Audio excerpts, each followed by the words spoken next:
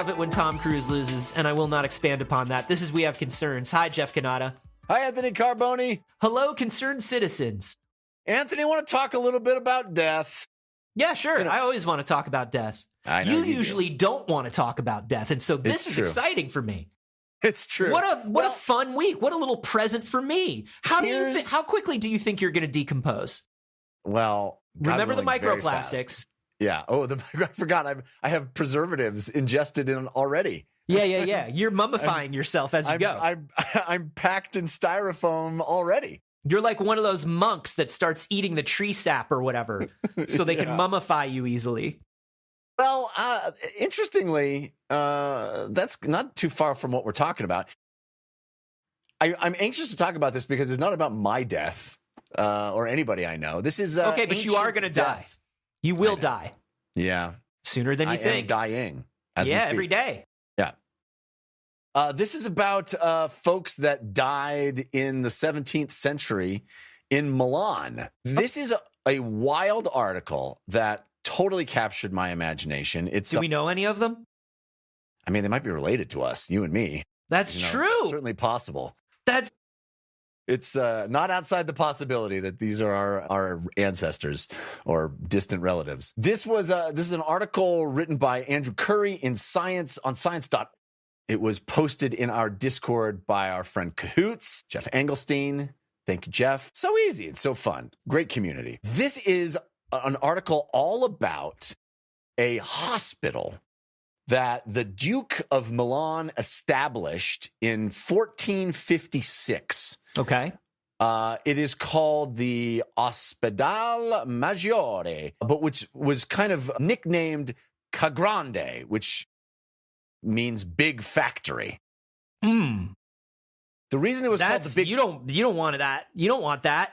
Well, you don't want a hospital. You don't want a hospital being compared to a factory. You don't want you don't want anything being processed quickly and in bulk in a hospital. That's not what you want. You don't want that now, but it turns out in the 15th century and the couple of hundred years after, that actually was a big improvement from the way things were. Well, no, because I was actually going to ask you in the middle of this, as you were saying this, I was going to ask you, would you, if you were sick in the 1400s, 1500s, and somebody was like, let's take you to a hospital, I'd be like, nah, I'm probably just going to die here, thanks. Yeah. Well, more to the point, you didn't have a choice because most hospitals as such were for wealthy people or the uber religious. They were intricately tied to the church and were sort of...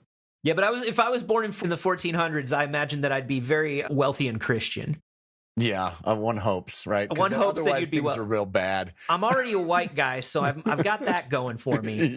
But now I need to be wealthy and Christian. And so for me, if I was a wealthy Christian man and they were like, hey man, you've got like gangrene, we got to take you, or some sort of infection, we've got to take you to the hospital, I'd be like, no. Yeah, that's where I'll bad things simply happen. bring the good wine and I'll be drunk until death. I mean, I think and you would be 27 and you'd be like, I've lived to a ripe old age anyway, so surely, I'm fine. Everybody knows that as soon as the prefrontal cortex hardens, it's time to die. That's right. I have already had 16 children. I'm good. Yeah, I'm starting to think logically. It's terrible. Yeah. No, but at this time, the big factory in Milan was a revelation because they really did treat it sort of like an assembly line, which meant it was much more efficient than any hospital had been to that point. It was larger. They had this wild innovation that you're not going to believe, Anthony. Lay it on me. Which was they had actual bathrooms that were proportionate to the number of people that were there. Yo, that's pretty good. Huge innovation at the time. That's massive. Are you kidding me? They had a bathroom for every 2 beds at the hospital. Whoa. Which is like 1456. That's a freaking home run. You know what I'm saying? Dude, are you kidding? To be in a hospital and not be in the same room as the bucket where your shit is, that's massive. It's massive. And not just your shit, Also, the shit of the other people in the room. Many other people. Many other people. We're talking about sardines that they packed into that room. Dude, we're talking about 16 people in a room. We're talking about 4 chamber pots. We're talking about all of that bacteria, like mixing and moshing around. To have bathrooms? Yeah. Big deal. So this hospital had its own sewer system, kitchens, ice house, laundry, pharmacy, and chapel. This place was a freaking wonder of the time. God damn, I haven't even had an apartment with all that stuff yet. Putting the chapel aside, It's true. to just have a washer, a dryer, to have laundry, to have central air, to have to have all of these things. The amenities of this hospital were incredible. Well, now I'm faking sick. I've changed my answer. Now you're wealthy and Christian and you want to go to this place. My tooth hurts. Oh, I've got to hurt my elbow. Ooh, my elbow. I better spend 3 weeks in the hospital. So fast forward, we got this place just rocking and rolling, doing great things for 180 years. Perfect. Okay. So fast forward to 1637. Mm-hmm. 1637, they add some new, let's call them chambers underneath the hospital. No, is it catacombs? Is it skeletons? It's catacombs. It's basically a repository for the dead. Yes. This is the dumping ground. Haunt this fucker. This fucker. We had too many good things going on in this hospital. It was clean. It was beautiful. People were being taken care of. What I need now is their fucking ghosts. Well, you're going to get it. I need their fucking ghosts. Great band as well. The Sepulchre? Yeah. Okay. Did you ever listen to Sepulchre in the 80s, or 90s, early 2000s? Is it like a Slayer? Or it's like a... Yeah, they're good. Okay. All right. I buy that. Aptly named. So they had basically these chambers underneath the hospital, manhole covers on them, open the manhole cover, dump the dead bodies into there. Easy peasy, no problem. I can think of no potential conflicts or problems here. Do you know what I like to think of? I like to think about it sounding like a garbage or laundry chute. Yeah, where you put it down and you just hear like, come. I mean, probably so. So the reason that they would deposit bodies here so ignominiously is because people be dying in the 1600s in a hospital. People be dying. That is absolutely People do true. be dying. But even if people be dying, if it's you, Anthony Carboni, magistrate, aristocrat, Christian, wealthy Christian, you're not going to just have your body tossed in a hole in the bottom, beneath the hospital. Not unless it was gilded. I would like to. Gilded hole or a gilded body? A gilded hole. What I would like is I would like the people in my fiefdom to build, to dig, spend one day of their working week digging a hole in the tallest hill in all of Milan. And they're going to dig down as far as they can. And if a few people die, a few people die. And what's going to go down? Because I'm wealthy now. And I wanted them to go as far down as they can.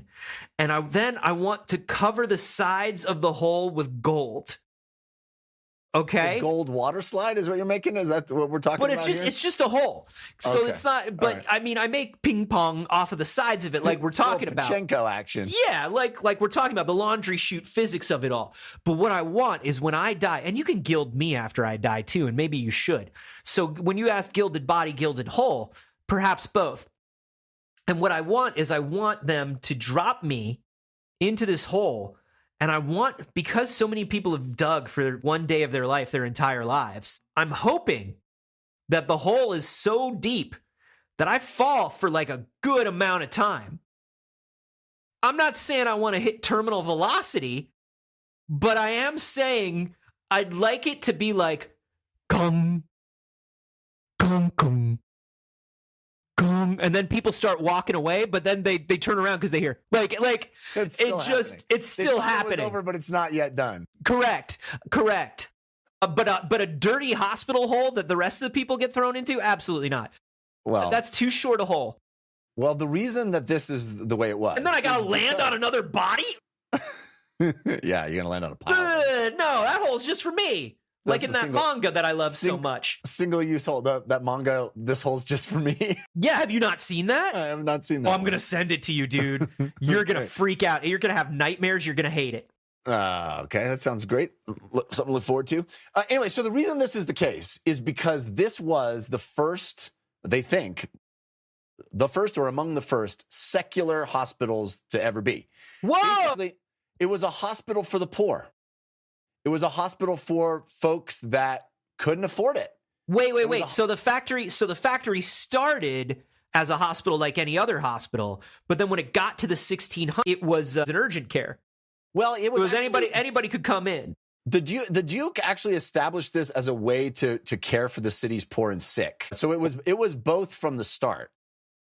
Yo, they were getting better care than the rich? Well, I don't know better care, but at least they got cleaner care. Any care. Like, yeah, but if you think about cleaner good care, right? Yeah. I mean, I guess the rich in those days would maybe have a doctor that came to their home and yes, or lived there with them. Yeah, you bled them, leached them, you know how it is. Privately. Yeah. So there was a whole bunch of people here that were literally the only thing they had to prove was that they were also working. So this was, you would get medical care. You just had to prove that you were not idle, right?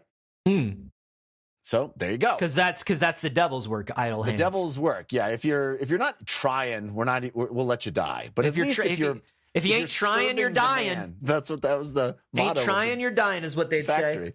So they said there would be between 10 to 15 patients every day that would die. Sure. Because listen, as clean as you want to make it, it's 1600, and they got some bad and wrong ideas about the way to fix things. Yeah, I mean, they would, of course, bloodletting, as you said. They would amputate. You gotta get a little bloodletting. The way they would remove kidney stones is by amputation. Amputating the kidney? Yeah. Just removing the kidney? Just take it out, baby. Is it hurting? Let's get rid of that. No. They would, of course, administer mercury to patients, which, of course, would result in worse symptoms than the disease that was treating. Or with kidney stones, would they amputate the... I mean, maybe. It doesn't say specifically. Because that's the blockage, right? It says surgeries to remove kidney stones by amputation. So I don't know what that even means. Yeah, dude, I think that means because the blockage is, we know what the blockage is. Yeah, I don't know. That's bad. Buddy, there's some bad ideas. I think a lot of early medicine was just like, if it's broke, cut it off. Well, I mean, what else are you going to do, right? Right. This thing hurts me. Well, it's just remove that thing. Yeah, and if we keep it on you, I've seen this before, it hurts more and more and more until you die. That's right. It creeps farther along the body, so we got to stop that from happening. God. Yeah. So 10 to 15 patients per day, and that lasts, they're going in the hole. These 10 to 15 patients. Oh, yeah, dude. Going in the hole. You're going in the hole. Going in the hole, baby. Dude, we're 200 years away. I know I bring this up in every episode where we talk about something like this. We're 200 years away from germ theory. Right, but they actually did some... I think they intuited some stuff about that, because when you read about this hospital, they actually had, different wings to isolate people. Like people with tuberculosis weren't allowed next to the other people. It's like they knew that if you were sick and you had a certain kind of sickness and you were around somebody, you could get them that kind of sick. That's right. They knew it was communicable. They just didn't know why or how. Yeah. But, they intuited that, and so they had different wings for different things. The three largest things they dealt with here are the plague. Yeah. Or the three biggest killers, I guess, would be the plague, tuberculosis, and syphilis. Those were the big three, baby. And the fourth? One guy. Ned. One guy who was... Old Ned the killer. Listen, you hear a lot about Jack the Ripper, but you don't hear about Giacomo. Giacomo the Ripper. Who was like, listen, he was like, I could do this. I'll do it better than this guy. Jack the Ripper got all of his best moves from Giacomo. Giacomo the Ripper. They shared notes. Yeah. That's right. It's so close to the European continent, They're all so tied together. That's right. All right. So this is happening for 60 years. They're just dumping bodies, 10, 15 a day into the hole, through the manhole covers, putting the manhole cover back on. Guess what? you're going to be shocked to learn that nurses started passing out from the stench. No. It was getting so bad. Yeah, the dude. aroma in the lower floors of the old factory that they're like, we gotta stop doing this. This is real bad. We gotta stop throwing dead people in the dead hole. The dead hole smells Where does the square terrible. go? That's right, the square hole. Where does the dead go? Listen, Jeff, what made them think? Here's the thing. I hate to say this. I know that we have the benefit of hundreds of years of learning and things that they don't have. That's right. But here's what I'm going to tell you. You know that one dead body stink. You know it. You know it. Even in the 1600s, you know it. You know flies, you know gross, you know vermin. You're going to put them all in the same hole and it's right under the hospital? We have a cover. We made a chamber with no windows, no doors. It's just got a hole in the top. I don't see the problem. It's wild to me that in a secular hospital, they didn't even think, well, I guess they wouldn't think to burn the bodies. Well, what they did, the way they they thought they would decompose faster down there. They would pour lime on top into the hole as well to help. What about coconut? Would they pour the lime in the coconut? Yeah. No, not that kind of lime. Not limes. Not delicious. They're not making a Sprite. You know what I mean? But here's what they did not realize, Anthony. They did not realize that the brilliant, way ahead of its time sewer system that was in Milan at the time, that was underneath the city, kept things down there cool and moist and would frequently flood the chambers. No. So water was cool, moist. It was a preservant. They basically had created cryogenics. A bog. It was the you know how like in Scotland there's like bodies preserved in the bogs and all the scientists are super excited. That's what they made, a man-made bog, a body bog. And they dumped thousands of people into it. Okay? So 60 years into this preserving thousands of people. Yes. So 60 years into this experiment, as the nurses are passing out from the stench, they went, okay, we get it. Bad idea. We're sealing this up forever, never to be used again. Burying it, sealing it. Sure. And you're not going to hear scratching at that. Never. Sure. You're not immediately going to hear scratching at that or things in the walls. Good. We're going to build some tract housing atop it. No one will know. Yeah. Move a family with an adorable blonde girl into the house. That's right. Does she like to watch TV? She loves it. Sits real close. No, so they seal it up. Cut to 2010. No, that's too long. 2010, a bunch of scientists are like, you know what we should do? We should uncork this baby and start sifting through these remains. No, guys, just because you're scientists doesn't mean you have to dig up every dead thing. We really need to talk about this, Jeff. We really need to talk about this. These people, they lived in the 1600s. They got sick. They died. They died of dumb shit. That's all we got to know. What are we hoping to learn from all of these dead Italians? Well, the cool thing is... Are we hoping to learn the real identity of Giacomo? That's Giacomo La Squartatore? It's the world's longest cold case. The great grandson of Giacomo da Squartatore is part of the team. Yeah. And they don't know he's part... He doesn't even know it. The DNA is a match. 100% match. And hears voices telling him to kill. They say, Giacomo l'esquartatore. No, so here's the cool thing about this data is, as you may suspect, a lot of the folks like you, a lot of the upper class, a lot of the wealthy people, Christian, yeah, we know about them. We have records of them. We know what their lifestyles were like. They were the important people. They were the people noted, kept records for, had, bodies in crypts that could then be looked at later, whatever. What we don't have is thousands of poor people whose bodies have been miraculously preserved for 300 years. What did they die of? They died of being poor, science. Let it go. They died of being poor. This is the thing. If it's ever in a civilized, quote unquote, civilized society, what did the poor people die of? They died of being poor, motherfucker. We already know that. The specifics are interesting. I think this is fascinating. Okay. So we have a team of archaeologists, geneticists, botanists, specialists in forensic science. They've examined 300,000 bones so far out of an estimated 2.9 million preserved bones in these. That's a lot of preserved bones, dude. Dude, crazy. And the crazy thing is, too, it's like a geological sediment where there's like layers of bodies. Like the deeper you go, the older it gets. Dude layers. There's different dude layers. Yeah. So you get literally like strata of time of bones because nobody was sifting, nobody was doing anything to it. It's like tree rings, right? You could see see in a particular year what killed people everybody. Were dying. That's right. What killed everybody, what people were eating. They are able to analyze teeth, the fossilized teeth, and the 99% of them came back fucked up. They were like, how were teeth back then? Fucked up. Turns out real bad. Turns out they was fucked up, dude. Dude, so much interesting shit comes out of this. Okay, first of all, let's start with what they ate. Prosciutto! It's Italia! A melone! A pasta!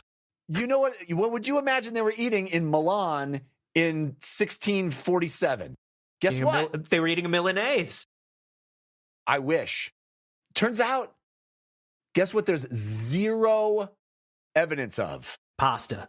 Tomatoes. Tomatoes? Yeah, well, yeah. No tomatoes. No tomatoes. Now, there is some speculation that that's because tomatoes break down faster, and so it's harder to find evidence of them. Okay.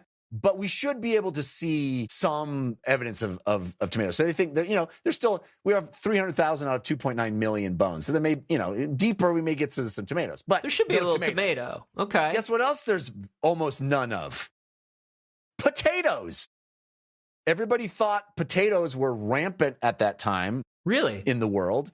Guess what? Not in Milan. I mean, they were rampant at that time, but like when I think about, listen, we're both Italian adjacent. I don't really think about potatoes too much. Maybe a gnocchi. Well, maybe a delicious gnocchi.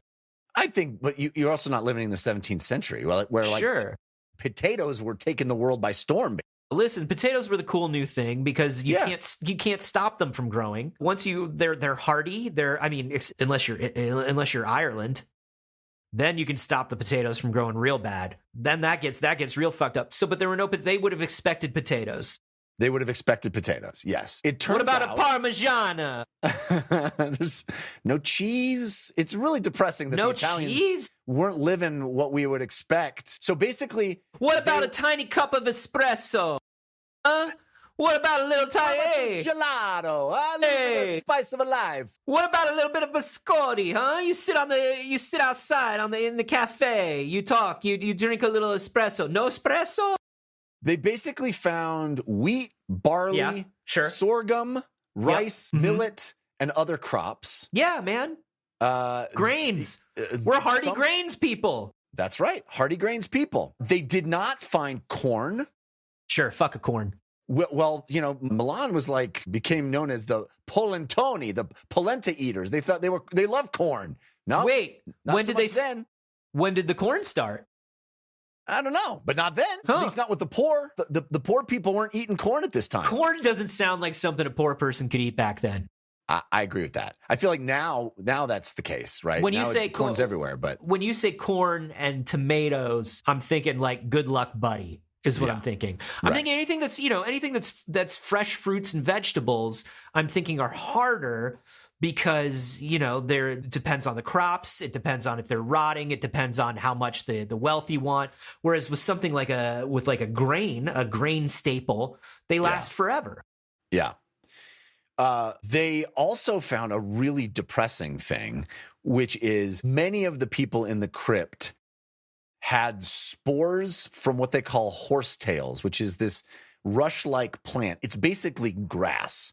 Okay. And it basically means they were starving and they just ate friggin' grass, which gave them no nutritional value. It was literally like, right. They say there's written record of sources that mention women who died of hunger with green mouths because they ate grass. Whoa. And they said, well, we found the grass. So there's literally evidence of it in the teeth of these bodies. Wild. Crazy. Depressing, right? Yeah, absolutely wild. Guess what else they found, Anthony? Drugs. Yeah, they did. Yeah, they did. Hell yeah. We're talking. What were they doing in the 1600s? Cannabinoids. We're talking. Yeah. Marijuana. Yeah. Right? We're talking opioids. Yep. Morphine, codeine. Yeah. Noscopine. Yep. Anything that comes from the poppy seed. Yep. Now, were some of those things administered by the hospital at that point in time? Right. There's no way to know. I would assume, obviously, that's the case, right? I think that's probably very clearly some of that stuff was because it was medicine. I'm not going to say it wasn't a party. Right. You know what I mean? It could have been a party. I'm not going to say it wasn't. But what I will say is, the hospital's got to give them something. Well, the cool part about this is the way that they found they could do toxicology report is because you're not getting that from teeth, baby. They found brain tissue. They're able to do toxicology in the same way you do it for like a murder victim or a. And if you put the brain tissue under a powerful enough microscope, you can also see what they were thinking. And it's get me out of this goddamn hospital. This is terrible. They think in little rebuses, like in Warner Brothers cartoons. You can see, you can see where pictures. It's a picture of them, and then a picture of their arm hurting, and then a picture of plus hospital plus and morphine equals him equals him smiling. Yeah, but they were wrong. That's the sad thing is they were wrong. Yeah. So they found multiple bone samples. They found cannabinoids, which they think was recreational marijuana use. They found, again, many of the people that died of syphilis, tuberculosis. Yeah. The plague. They found broken heart. Coca? Anybody die of a broken heart in there? I'm going to get to that. They found coca, which is, cocaine. Chocolate. Right? Which they believe was administered as a tonic to combat fatigue and hunger. Sure. So, or sometimes they were chewing it, and they think what you do is you put a little bit of grass in one cheek, and then you put a little bit of cocaine in the other cheek. Makes that grass go down a lot easier. And you go up to the highest hill in Milan, and you start digging me my gilded hole. Yeah, that's right. You got everything you need, motherfucker. Yeah. So. Tons of information in here. They found more males than females by a very wide margin. Yeah, because if ladies are in pain, you go, come on, shut up. That's the 1600. If ladies are in pain, it's like, so? That's kind of the thesis is that just fewer women were given healthcare. Yeah, of course. Yeah, of course. And I would imagine if you're poor, there's a strata to being poor too. Well, that's the thing. I would imagine if the hospital was pretty full and a woman and a man both walk up to the hospital, they send the woman home. Yeah. If the woman even gets to leave the house to go to the hospital. That is one theory. The other theory is that maybe men just died more than women at the hospital. Sure, that could be it too. Yeah. Maybe the women didn't get to the hospital because of Giacomo. La Squartatore. Hunted all the women. La Squartatore. Stalks in the night. Yeah. I'm probably fucking that word up. I mean, the closest thing I could think of is like rip tear, squartatore. I don't know. I don't know. If anybody's listening in their Italian, tell me how much I'm fucking it up. But be nice about it. Tell me I got so close and I'm so good. Yeah.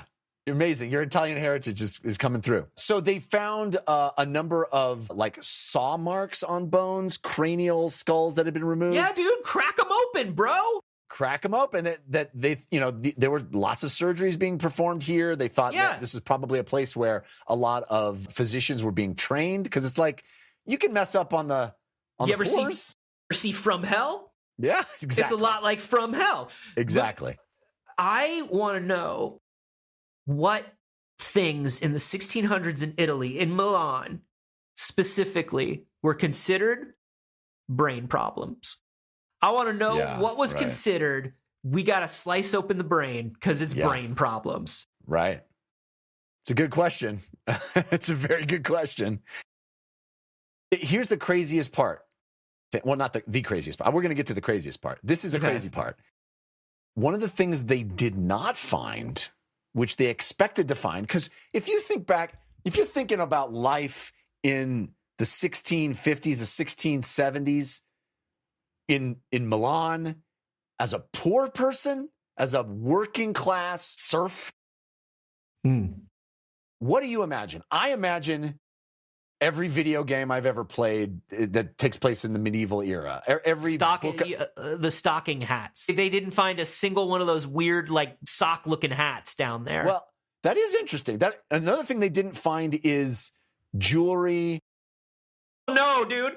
No, dude. Of course not. No, dude. First of all, we're assuming that they had enough money to have jewelry. Second of all, we're assuming that when the nurses were throwing those people down the hole, they weren't like, and a little something for me. It's a stinker down here. I deserve something nice. A little present for me. Perhaps I am the Principessa today. You know, I take the ruby and I stick it in my nostrils to prevent the stench. Hey, look at me.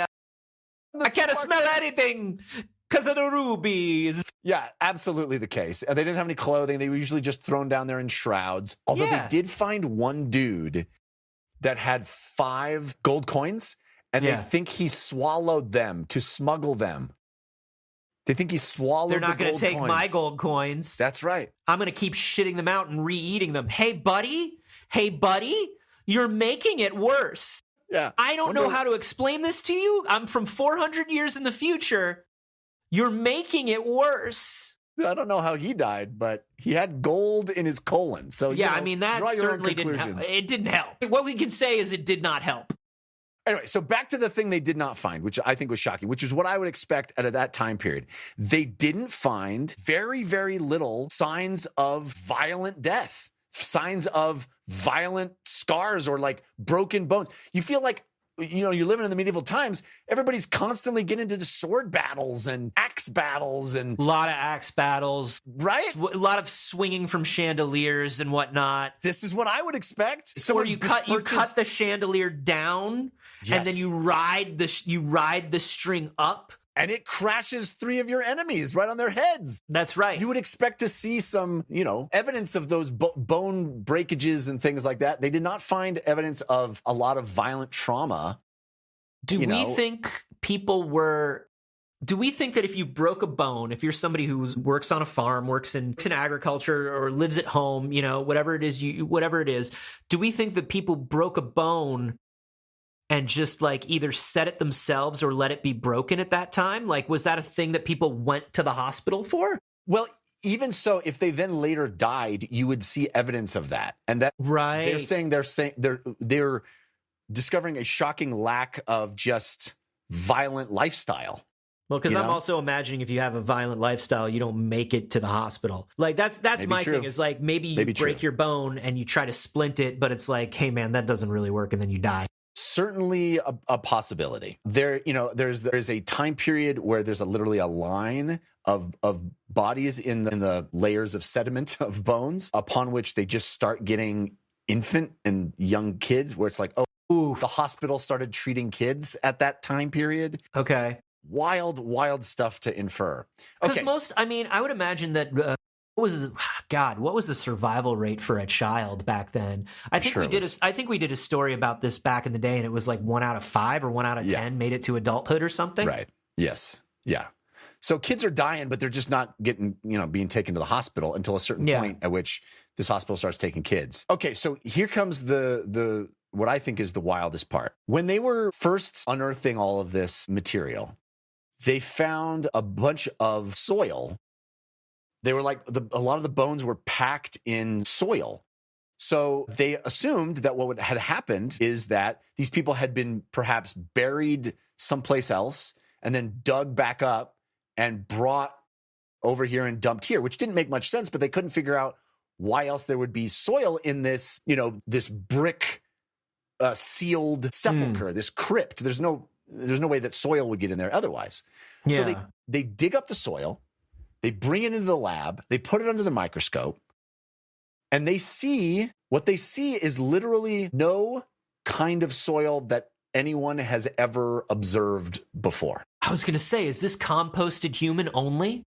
Yes, that is exactly what it is. It is soil that is made from human remains. In fact, they coined a new term for it. This is called thanatogenic anthrosoil, which basically means deadly human soil. Dirt. Yeah. Dead human soil. Dirt. Yo, did any of them try to grow like a little herb garden out of it? Dude, I 100% thought that's where this story was going, that it was going to be like the most nutrient-rich soil that has ever been discovered. But the article talks nothing about what they did with the soil, just that they named it and that it is literally unique to human discovery. Cool. I need you to grow some fucking basil in that. I think that this is a Little Shop of Horrors situation, where we will grow the basil and then the basil will thirst for human flesh. I hope so. Feed me, Seymour. So. Feed me, Giacomo. La maledizione de Giacomo. Why he had to kill so many people. It was to feed his garden. Dude. I think this is... Thanatogenic anthrosoil. Now that's a freaking band name. Come on. Dude, that's like... I bet the people who've made every zombie movie in history are bummed that they only have this now.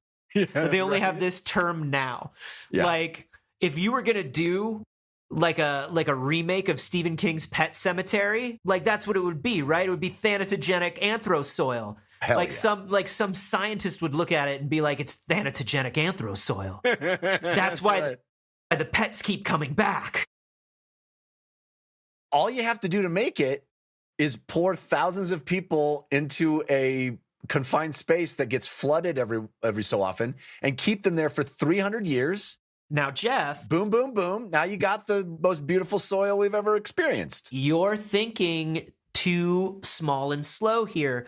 We don't need to recreate the slow decay of these people. That's not the part we're trying to recreate. What we're trying to recreate is an area that is full of no soil except for the remains of human beings, right? The time has nothing to do with it. We just need it to be all human and nothing else. Just like my grandfather, Giacomo, wanted to do. My great-great-great-grandfather. I'll finish the work you started, grandfather. Finally, our legacy will be complete. So they've done some fun stuff with, computer recreations where they've taken skulls of people and recreated how their face would have looked. They've even been able to dumb as hell figure they out would have looked dumb. There's 1600s. They look dumb as hell. You're going to be shocked to learn they were all hot. Every single.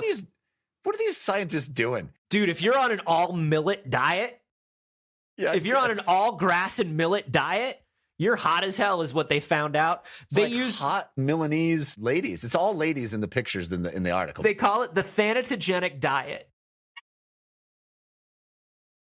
and it's all the rage in the country. People love it. You eat millet and grass until you die, but you die so hot. You die so hot. Exquisite corpse. Yeah. Yeah. The other thing that is really cool is that Milan has one of the oldest, what is it called? I want to get the name right. It's called the Mortuorium Libri, which is Book of the Dead. Yeah. So Milan has been keeping a book of the Necronomicon Ex Mortis. That's right. Since 1451, which has literally every person's name and cause of death that was recorded. They recorded literally everybody. And this is to sort of track the plague and other things. Yeah. So they're now doing this. Is there one wild dude in that office who's trying to match some of these bones to the people? Yes. That's too crazy, dude. Do you know what that reminds me of? That reminds me of in movies when somebody shreds thousands of documents. Yeah. And then the guy like a puzzle. Yeah, the guy like puts them all together. Like, don't do that, man. We're talking about thousands and thousands of people. The dude from Kids in the Hall at the end of Back to the Future. That's like, I took your piece of paper and isn't he from Kids in the Hall? Oh no, he's from SCTV. Is SCTV anyway? So they have already matched. They found one person's remains that had dwarfism. Okay. And they were able to match a person in the record of that Book of the Dead who had dwarfism. They believe it's the same person. So they're trying to literally put names to these bones because the Book of the Dead didn't distinguish between rich or poor, high status, low status. It was just literally every person that dies and cause of death. So they're like, all right, this person, we can know their cause of death based on their bones. Let's try to find out like about the same year that we think this happened and about the same cause of death. And they're okay, at this point, yeah, it's wild, but at this point they're out of useful science and now they're just having fun. It's true. Like look, we have the list. A sandbox of bodies. That's right. It's a thanatogenic sandbox. It's a sandbox that's full of thanatogenic anthrosoil, and they're making little castles in it. Because here's the thing: we have the book, we see what they died of. You find the bones, and you go, "Oh, I found them." And then what scientifically? Yeah, I mean, now let's figure out what we can find out. I think it's cool. I mean, it is cool. Do you know this? I want to say this is a bit of a sidetrack, but this is something that I find interesting about Italy as somebody who has had to get paperwork from Italy before. 90% of the paperwork in Italy before World War II is kept in the local town, in the church. All records are kept by the church in Italy. Right. Yeah. So just the idea that there's this book of people and stuff that was kept by an institution that wasn't the church, and we can like look through it. And because I tried to find like a birth certificate for my grandfather, and they were like, yeah, you got to reach out to the town he was born in and hopefully the church has it. What do you mean? What do you mean? And at no point during these last 100 years, at no point you've been like, or these last 80 years, you've never been like, hey, let's scan those. Let's throw those in it's database. If it ain't broke, dude, come on. The church has been working for hundreds of years. It's fucking wild to me.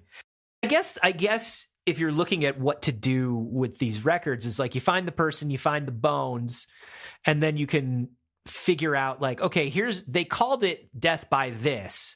What was it actually? Or was it a name that they gave to like a general group of things? Can we narrow things down? Were they more or less medically advanced than we thought they were in terms of their diagnosis, if not their treatment? I guess there's stuff we can find out. But it does sound like they just want to have fun with it. I mean, I think it's a little of both, right? It's like, oh, we could look back in time and see what these people looked like. But we can also learn what their diet was and sort of dispel some myths about diet and look at a group of people that have been largely ignored by history because they aren't the people you write about. They aren't the people whose records. Well, no, Jeff, they're last. dirty. They're dirty people, right? And if they were cool, had syphilis, Anthony. So many of them. If they were cool, they'd be rich and they wouldn't have syphilis. That's right. Or they would still have syphilis, but at least they'd be rich about it. Do you know, whenever you read an old book or something, when they talk about syphilis making somebody crazy and like, oh, he's mad and syphilitic, you know? Yeah. Is that still a thing? If people get syphilis, I can't imagine it. I think you can treat syphilis now, right? Because they didn't have antibiotics back then. I think you can treat syphilis now. But dude, there's a picture in this article of a skull of a syphilitic woman. And the skull, they know she was syphilitic because the skull itself is pockmarked and mottled. Wow. That's how big of an effect syphilis has on you. It literally fucks up the bones in your head. That's how that was Al Capone. Yeah, right. Old Scarface. Yeah. That makes sense. Syphilitic face. Yeah. He had that syphilis face. Yeah. Is that why they called him that? I don't know enough about Al Capone. I know that we found his vault and there was nothing in it. Yeah. Tom Hardy played him in a movie, and the whole movie was about the period where he was syphilitic. Really? I found that if you've seen that movie, I can't remember. I think it's called Capone. And my whole gripe with it was that you can't call it Capone if we're only looking at the period that is the least interesting part of his life.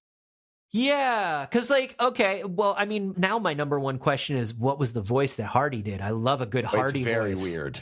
I love a good weird Hardy voice, dude. Yeah. Oh, you'll like it in that he's weird, the movie's weird, the period of time is weird, and almost nothing happens. It's a movie called Capone, and you're like, oh, hell yeah, we're going to see some Tommy guns and some car chases. It's like the Untouchables, man. Yeah. No. This is the period where he was like under house arrest and couldn't go anywhere or do anything and was just like slowly going insane. That's the whole movie.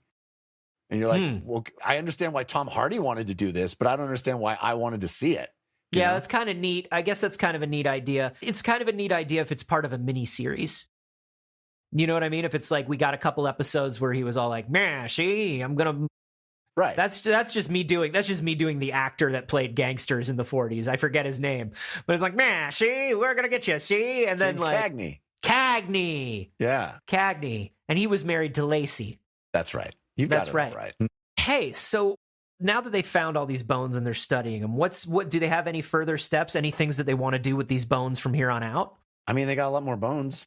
Yeah, sure. A lot more bones. But is there any testing that they're looking forward to, or are they going to keep kind of doing this sort of stuff? Yeah, I think they're getting deep. They're digging deeper, baby. They're sifting through it. This has been going on since I think 2017. They started in earnest, so it's coming up on 10 years of study. Dude's just going down there with the bone shovel since 2017? There's literally pictures in this article of dudes in full hazmat gear sitting inside the crypt on a pile of human remains. Just on a massive pile of human remains. I want to go sit on a pile of human bone. I want to sit on a throne of human skulls. But if I can't sit on a throne of human skulls, the next thing I want to go down that hole and I want to have my lunch with the boys. Yeah. It's like, you know that famous picture of New York with all the workers sitting on the... Yeah, they're swinging their feetsies. Yeah. They're swinging their feetsies. But it's human bones. It's skulls and femurs and little rib cages, you know? Oh, I want to do it, dude. I want to have a hoagie out of a fucking metal lunch pail with the boys in the sepulcher. God, that would be so nice. Yeah, it's a real good time down in Milan. You should head over. It really is. You know, I've never been. Maybe this is what gets me to go. I've been to Italy, but not Milan. Never been to Italy. Never been to Italy. You've never been to Italy? Oh, you gotta go. No, because my DNA is too close to my great grandfather's DNA, and they'll find us. They'll find the Strattatore, and then our reign of terror is over. Our 400-year reign of terror. There's literally a wall with a big red flashing light anytime Anthony lands in the country, and they're like, "That's right, we got him. Let's get the Carbone is here." Okay, but the first, I finished my espresso. Sure, first we finish the espresso. Of course, the espresso. Maybe a nice cannoli. You gotta have a cannoli. It's so nice out. God, I could go for a cannoli. All right, we gotta end the episode because I gotta go find a cannoli. Love a cannoli. Dude, who doesn't love a cannoli? Hey, and who doesn't love supporting a show that they enjoy? That would be this show. If you're listening right now, you can support us by heading over to our Patreon, which is patreon.com/wehaveconcerns. That's right. All you do is head over there and you will get information on all kinds of things that you can do and all kinds of things that we will do in return for your support. You get access to our Discord, which is a great community where people hang out. You get bonus episodes, you get early episodes, you get bonus audio, you get all kinds of fun stuff. Just head to patreon.com/wehaveconcerns. It's espresso. Hey, sit on a skull. It's me, Strattatore. I'm gonna kill you.